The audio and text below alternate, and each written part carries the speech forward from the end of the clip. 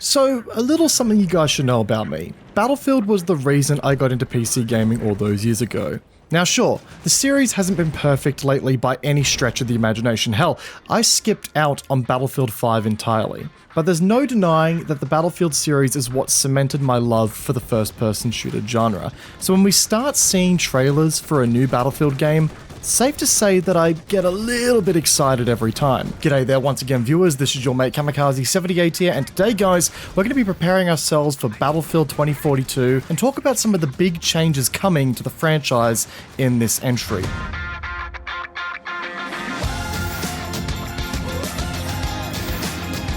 Now guys, I'm not going to lie, with Battlefield 2042, I'm in a bit of a rock and a hard place, because I started practicing social distancing before it was made cool by a global pandemic when Battlefield 5 came out. I stayed as far away as I could from that game because it just didn't look entertaining to me. And part of me is saying that I do need to be keeping my hype in check with Battlefield 2042 as well. But I won't lie guys, I'm excited for a potential return to the series. As I said in the intro, Battlefield was my game. It was the game that got me into PC gaming, it's the game that I've met so many great mates through, which is why I see Battlefield 2042, I see that it's set in semi-modern times, and I'm just simply keen as a result of that. I've actually found myself playing a lot of Battlefield 4 again lately to get myself back into the Battlefield groove, and while it still has to be one of my favorites in the series alongside Bad Company 2 and Battlefield 3, the movement in the game in particular certainly feels a bit janky by today's standards. So yeah guys, I can't help but get excited for 2042. Now, there's a lot happening in this next game in the franchise that deserves a bit of discussion, and while I don't want to go frame by frame through the trailers analyzing everything we can see, because let's be honest, a lot of other content creators have already done a bang up job in that department, I did want to sort of focus us on a couple of talking points here surrounding the game and how they're changing things up. But firstly, I want to talk about the setting of this new Battlefield game, because I know that that's something a lot of people, including myself, were really banking on, you know, a good setting for this Battlefield game. Battlefield 2042, as the name suggests, is set in the near future year of 2042. We already know that. The background behind this game is that the world is on the brink of collapse and all-out war, and it's far-fetched from the society that we kind of know of today, between rising sea levels due to climate change, the emergence of the first Category 6 storm, global food shortages that have sparked the Second Great Depression, and the collapse of the EU. The world has now found itself in a power struggle between the two last remaining superpowers, Russia and the United States. The people who are left to fend for themselves as their countries dissolved around them are now reformed as no-pats, and they're kind of now a permanent fixture in how society works in this current day and age, and they act as their own power, disconnected from any remaining government. In the year 2040, just before when this game takes place, a sudden Kessler effect orbital debris storm takes down 70% of the world's functioning satellites. As a result, there's no internet, no navigation, no surveillance, no storm forecasts. The world is left cut off from itself. And with the ongoing tensions over remaining fuel and food supplies, the two superpowers enter a shadow war, and they recruit the no-pat forces to escalate conflict while maintaining plausible deniability. Enter the year 2042, and the prospect of open war is more likely than ever. And that is where we come in. Personally, I love this setting. It's obviously not the modern day, but it's also not so futuristic to the point where we can expect to see exosuits and hovering vehicles or mechs. It keeps the developers grounded in a reality where we'll see some of our favorite vehicles and weapons and toys come into play, all the while leaving a little bit of room for experimentation with the gear. I mean, the robot dog that we see in the cinematic trailer is something that does exist courtesy of Boston Dynamics, and I guess something that we could very well see militarized in the future. Again, not too futuristic, but experimental per se, that takes inspiration from real-world technology. Now, this is a great spot I feel to mention that there will be no single-player campaign for this game. It is a multiplayer exclusive title that will aim to do the majority of its quote-unquote storytelling via progression of the multiplayer world through seasons. But this for me is a little bittersweet, I'm not gonna lie, because I will admit, the Battlefield franchise has never been known for its single-player story accomplishments. It's always been known for its multiplayer and the all-out chaos and warfare that it sort of produces in those multiplayer matches. And without the developers needing to take time to invest into single-player campaign storytelling, it means that more effort can go into the multiplayer to produce a better experience overall.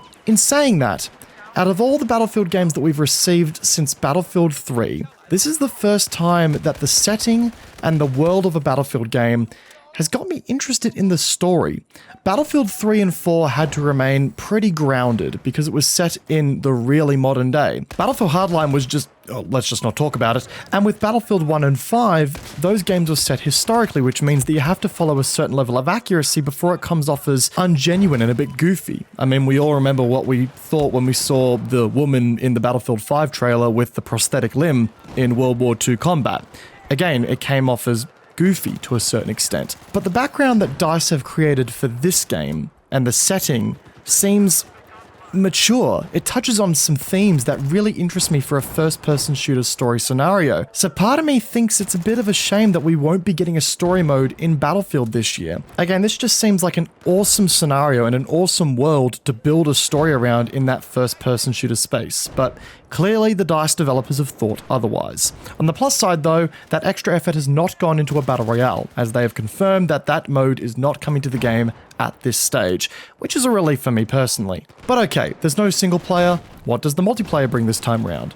Well, firstly, only the most amount of players we've ever seen in a Battlefield game to be officially supported out of the gate. 128 players are at the forefront of this game's approach to scale. On PC and the next-gen consoles, by the way, previous generation consoles will be still playing 64-player games. And that excites me, by the way. Bigger maps, more opportunities for chaos. What else could you ask for? 64 players has been the staple of scale for Battlefield games for a long time now, since the inception of the series.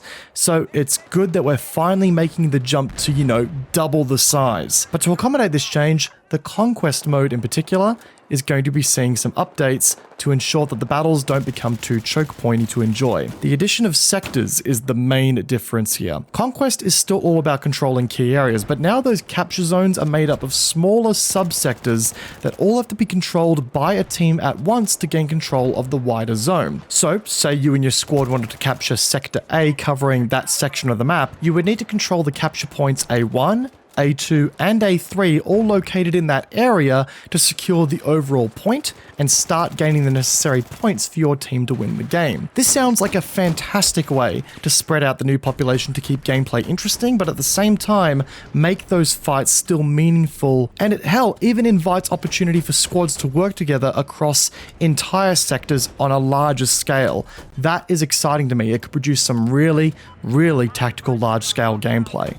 We also know that the Breakthrough game mode is making a reappearance in this title. We also know that there is another game mode called Hazard Zone that we haven't heard too much about yet coming at launch, and another experience that is titled as being a love letter to long-standing Battlefield fans. Don't know what that could be yet. Some have rumored that it might be a remaster of a previous title, but I kind of doubt that. That would make for an excellent value package for this game, but again, I kind of doubt it. Now, one element of the game that is taking a serious dive into new territory is how the game is handling classes and customization of your loadout. The game this time around is introducing specialists, aka no-pat soldiers that find themselves fighting on the sides of the two major factions with unique skills and abilities that can have sizable impacts on the battlefield. Now, each specialist sports a specialty and a trait, and these skills all fall within the confines of the 4 core classes of the Battlefield multiplayer experience. Those, of course, being Assault, Engineer, Recon, and Support. So yeah, when you take a specialist, you're effectively taking a unique perk and piece of tactical equipment into the game, and these cannot be mixed and matched between the specialists. This is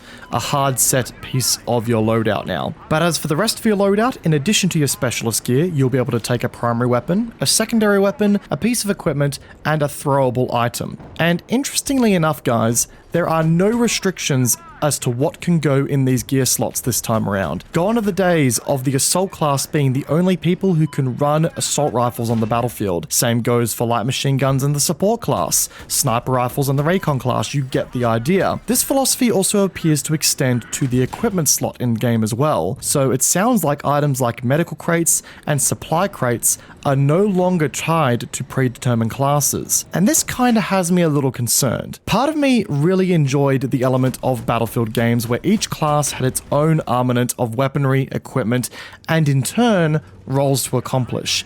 It meant that you could organize a squad of your buddies into a cohesive unit where everyone had a sole role to accomplish. In addition, you would also be able to identify other players on the map who weren't in your squad who were playing a certain class and request stuff off of them like ammo or health or repairs. You get the idea. Now that it's all going to be a little random as to who you can rely on for that information unless you're playing with your buddies and you communicate as to what gear you're running. I also kind of worry that by having all weapons available to all quote-unquote classes, if we can even call them that anymore, that will see something take place like we do in a lot of Call of Duty games, where a handful of weapons quickly reign supreme over the battlefield and become the meta, thus killing any element of weapon variety in the game. That's one of the things I love most about Battlefield 4, is that there may be a butt ton of weapons, but a lot of different people are using a lot of different weapons because their class forces them to. It forces them to adapt as such. I get it. People like to be competitive with the most meta weapons on the field, no matter what their